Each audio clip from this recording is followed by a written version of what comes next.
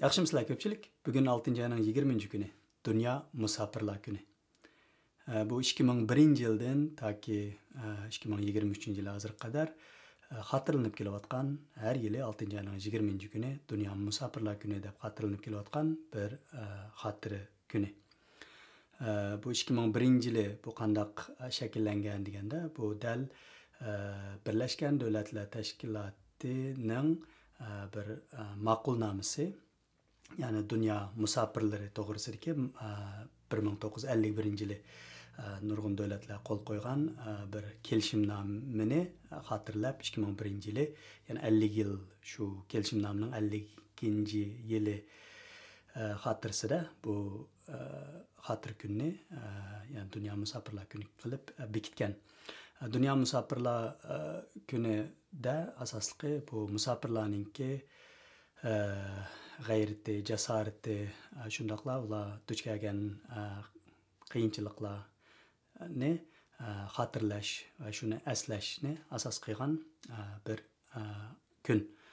Bu musofirlar, ya'ni ingliz tilida refugee kim o deganda, o'zininki yurtlaridan, davlatlardan har xil sabablar tufayli ayrilib, boshqa davlatlarda, boshqa yurtlarda yashashga majbur bo'lgan kishilar refugee, musofirlar deb ataladi. Endi Birleşken Devletler Teşkilatı'nın bu kelishimidagi musofirlarga eng kamida 4 xil aniqlim berilgan, o'xshamaydigan darajada.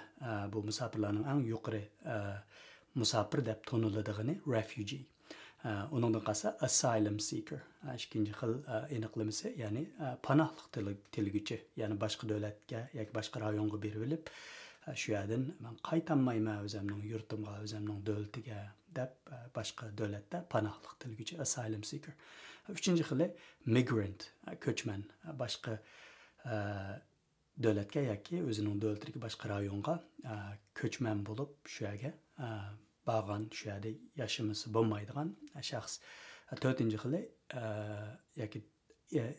xili internally displaced individual, ya'ni shu o'zining davlatining ichida, o'zining yurtidan ayrilishga majbur bo'lib, boshqa yurtlarda yashayotgan kishilar. Bu kishilar hammasi shu refugeelarningki kategoriyasiga kirdi.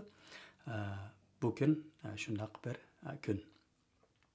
Buni ko'pchilik bilan o'rtoqlashishni to'g'ri tepib, bu filmni ishlab ko'pchilikning o'zaro sundim, hozirlangaysizlar.